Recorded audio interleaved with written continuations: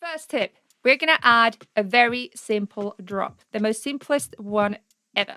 So what I'm going to do is go between the verse and the chorus, and I'm going to highlight a bar before the chorus. And I'm going to delete everything that's on it. Now we have a drop. So let's just listen to it, the transition without anything in it.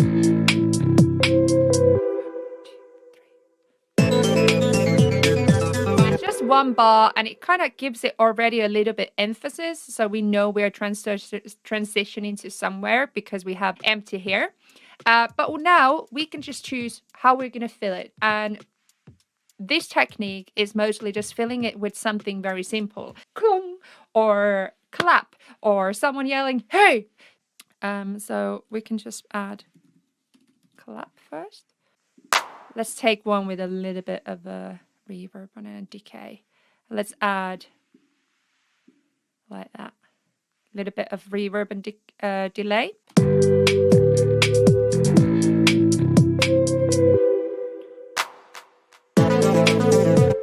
Okay, so something's happening. It sounds actually much more interesting already. So imagine if you have vocals on this production, and they probably go all the way to this gap here. A wooden like a hit is super trendy right now and always works for this type of drop.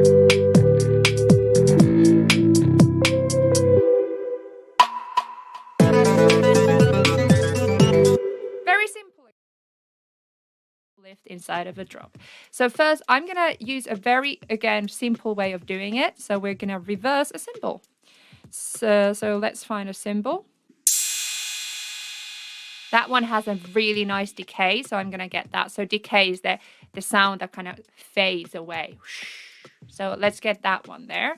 So I'm just gonna put it on the audio track there, and now I'm gonna double click it, and then we're just gonna go to the clip editing window, and from there we're gonna select reverse like that.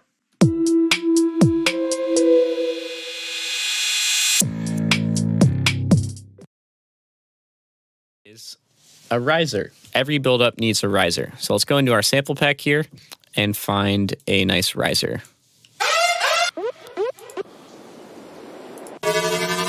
There we go.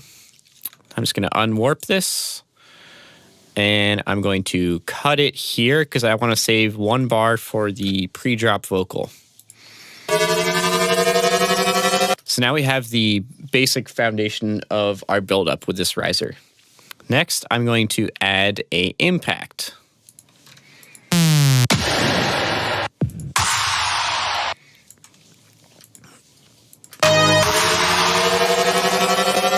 And this just serves as a transition between the main theme and the beginning of the buildup. Next, I'm going to add a kick roll. And a kick roll is something you'll hear a lot in buildups, which is basically just like a kick that starts getting faster.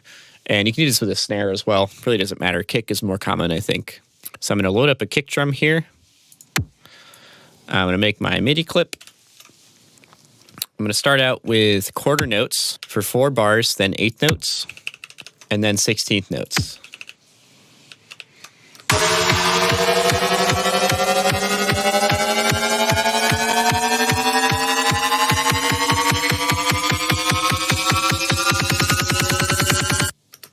Now I'm going to add a percussion loop to add energy and hype to this buildup. So I'm going to go into my drum loops folder, find something like that, mix it down a bit. And you know what? I'm going to add a snare roll on top of the kick roll just for a little extra buildiness. So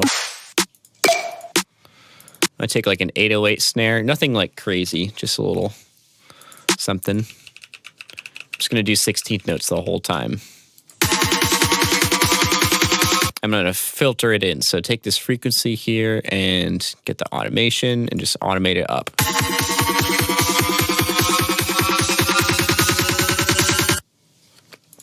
Another thing I'm going to do is automate the pitch. So go to transpose here, automate, go up.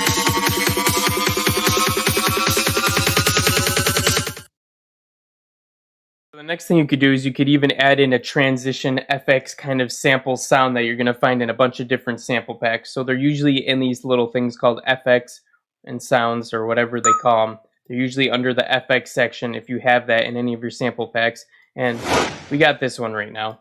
All right, so we're just going to put that, and it's good to put these, before the buildup of the drop, or before the drop hits, and then you can put them, like every 16 bars or something like that, wherever you think feels good. All right, the key with these is you don't want to leave them super loud. You want to kind of tone it down, maybe -8, maybe -10, depending on what sounds good.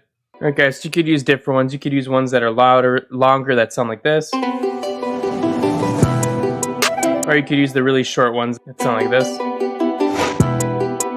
Or you could even combine them and make something different.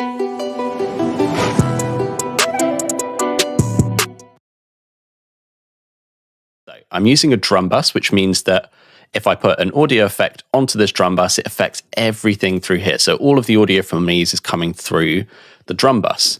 So I'm going to come into audio effects and grab an auto filter and drag that onto the drum bus just here. This is one of my favorite plugins inside Live. I'm going to have a little play around with this, and you're going to hear what effect that has straight away.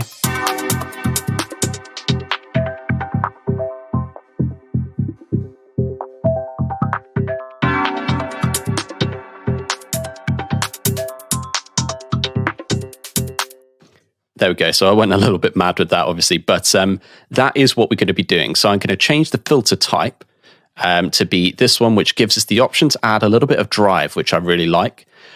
What we're going to do is essentially just bring the frequency down to cut out the high frequencies and then bring it back up. And we're going to do that using automation. So let's open the automation view just here, which you can do by pressing A for alpha, as long as this MIDI keyboard isn't selected. And we want to select frequency, so that's what we're altering. Select this section here, which is the breakdown, and we're going to drag this line down to where we want it to come down to. Say, let's go for 800-ish hertz, create a point in the middle, and then delete these 2 points. And that gives us a nice little dip pretty quickly. So let's have a little listen to that.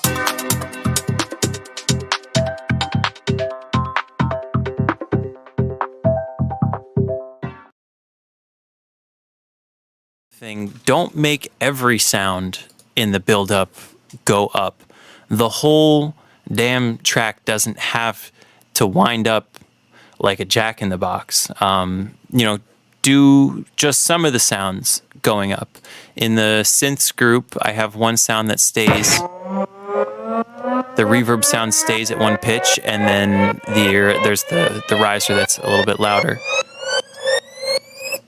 But that kind of just retains the, kind of helps it like hold its cool still without going like full blast, because you want to save that for the drop. So as you can see, some of the snares are just getting faster, some of the snares are getting faster and higher.